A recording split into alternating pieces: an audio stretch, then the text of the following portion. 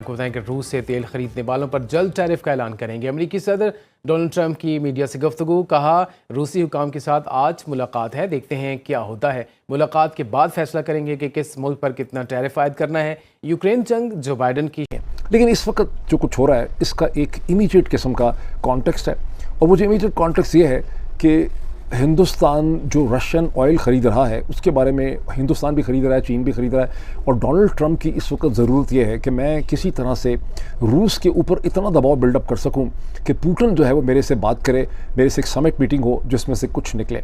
लेकिन रूस के सदर जो हैं व्लादिमीर पुतिन, वो डोनाल्ड ट्रंप को किसी भी किस्म की स्पेस नहीं दे रहे। डोनाल्ड ट्रंप के माइंड में बात चली गई है कि अगर चीन किसी तरह से चीन और हिंदुस्तान को पीछे हटाया जाए कि वो रूस के एनर्जी प्रोडक्ट्स, रूस की गैस और उसका जो ऑयल है वो ना ख़रीदें, तो मुझे व्लादिमीर पुतिन जो है उसके ऊपर प्रेशर डालने में बहुत ज़्यादा मदद जो है वो मिल सकती है।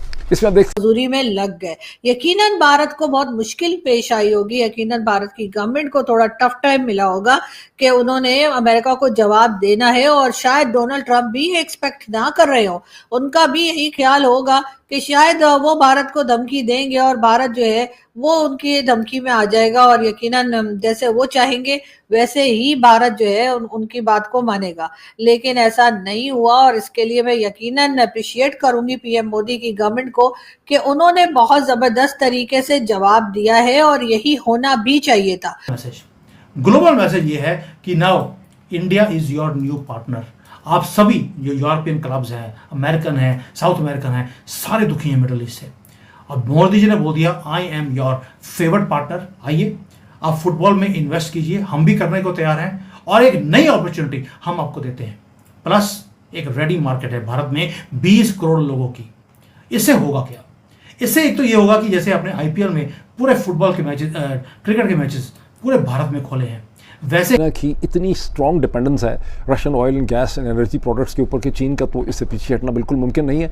और अकॉर्डिंग टू न्यूयॉर्क टाइम्स में जो एनालिसिस छपा था 3-4 दिन पहले, फिर रॉयटर्स ने भी वही एनालिसिस छापा, उन्होंने सेपरेटली बात की हिंदुस्तान की टॉप ऑफिशियल्स के साथ। उन्होंने कहा कि हम किसी भी सूरत में हिंदुस्तान के लिए मुमकिन नहीं है कि हम रशिया से तेल ना ख़रीदें, बिकॉज ये हमारे नेशनल इंटरेस्ट में है, हमारी एनर्जी सॉवरेनिटी जो है वो हमारे लिए बहुत ज़्यादा इंपॉर्टेंट है।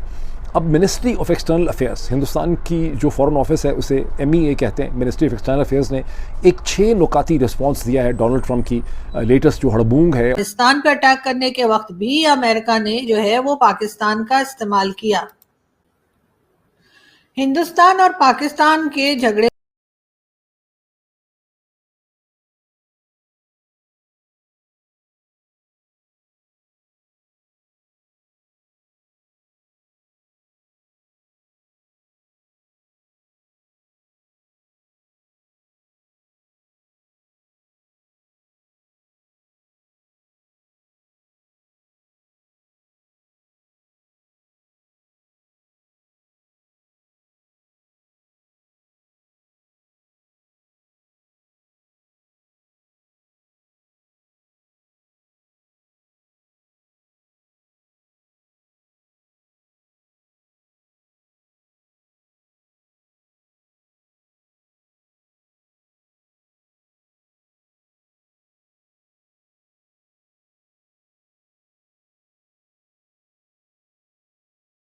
ट्रंप, मैं चूँकि अमेरिका के अंदर हूँ, मैं आपको बड़े एतमाद से बात बता सकता हूँ। डोनाल्ड ट्रंप शदीद फ्रस्ट्रेशन का शिकार है। इसी चंद दिन पहले उन्होंने अपनी जो ब्यूरो ऑफ लेबर, जो ब्यूरो ऑफ या स्टेटिस्टिक्स ब्यूरो जो थी लेबर की, लेबर डिपार्टमेंट की जब रिपोर्ट आई कि लेबर फिगर्स ठीक नहीं आए, जॉब फिगर्स ठीक नहीं आए, ग्रोइंग अमेरिका की जॉब मार्केट के फिगर्स ठीक नहीं आए, तो डोनाल्ड ट्रंप जो हैं वो इतने गुस्से में चले गए कि उन्होंने जो लेबर डिपार्टमेंट की या स्टेटिस्टिक्स की जो हेड थी उनको ही फायर कर दिया। यानी killing the messenger, shooting the messenger पहली दफ़ा हुआ है। और इसका मतलब यह है कि वो इतने फ्रस्ट्रेट हो गए हैं कि जो डाटा होता है, जो जॉब मार्केट डाटा है, उसकी जो इंटेग्रिटी है उसको भी वो रेस्पेक्ट नहीं कर रहे हैं। उसकी बड़ी शदीद इम्प्लिकेशंस हैं। लेकिन इससे आपको डोनाल्ड ट्रंप की इस वक्त की जहनी सूरत हाल का बखूबी अंदाज़ा जो है वो हो सकता है। अब यूक्रेन का इस कॉन्टेक्स्ट में समझें कि जब डोनाल्ड ट्रंप इतने पुरएतमाद थे कि अभी प्रेसिडेंट नहीं बने थे, तो उन्होंने स्टेटमेंट दे दी थी अपनी प्रेसिडेंशियल कैंपेन में कि मैं यूक्रेन की जंग तो ऐसे करके मैं यूक्रेन की जंग जो है वो बंद करवा दूंगा। मेरे तो प्रेसिडेंट बनने से पहले ये जंग जब मैं कहूँगा तो जंग जो है वो बंद हो जाएगी, रूस भी मेरी बात सुनेगा, यूक्रेन भी मेरी बात सुनेगा।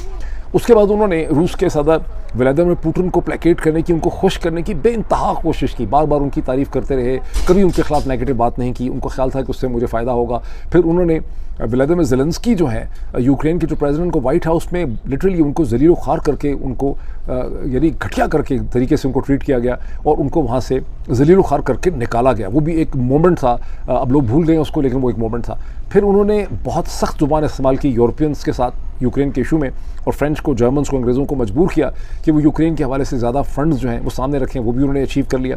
लेकिन टोटल रिजल्ट ये निकला, जो दुनिया देख रही है, जो यूरोपियंस देख रहे हैं, जो यूक्रेनियंस देख रहे हैं, खुद उनके अमेरिका के अंदर डेमोक्रेट्स और क्रिटिक्स और मीडिया देख रहा है कि यूक्रेन पे डोनाल्ड ट्रंप को किसी भी किस्म की कोई कामयाबी जो है वो हासिल नहीं हो सकी।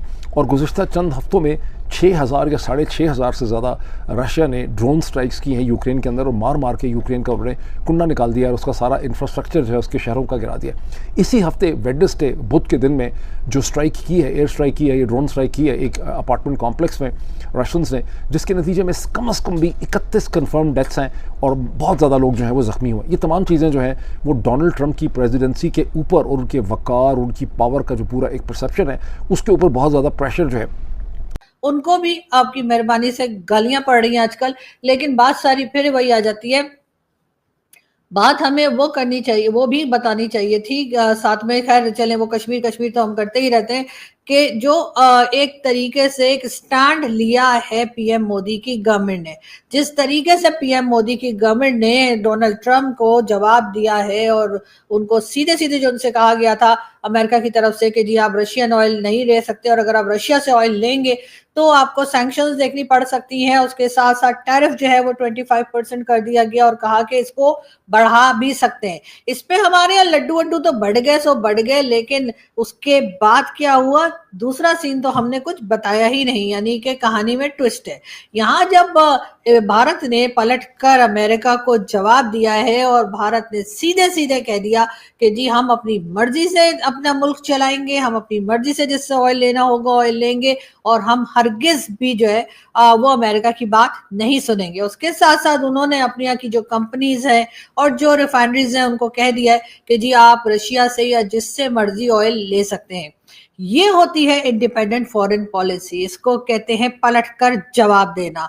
ये नहीं कि अमेरिका ने कुछ कह दिया और उसके बाद आप जी हुजूरी में लग गए। यकीनन भारत को बहुत मुश्किल पेश आई होगी, यकीनन भारत की गवर्नमेंट को थोड़ा टफ टाइम मिला होगा कि उन्होंने अमेरिका को जवाब देना है, और शायद डोनाल्ड ट्रंप भी एक्सपेक्ट ना कर रहे हो। उनका भी यही ख्याल होगा कि शायद वो भारत को धमकी देंगे और भारत जो है वो उनकी धमकी में आ जाएगा, और यकीनन जैसे वो चाहेंगे वैसे ही भारत जो है उनकी बात को मानेगा।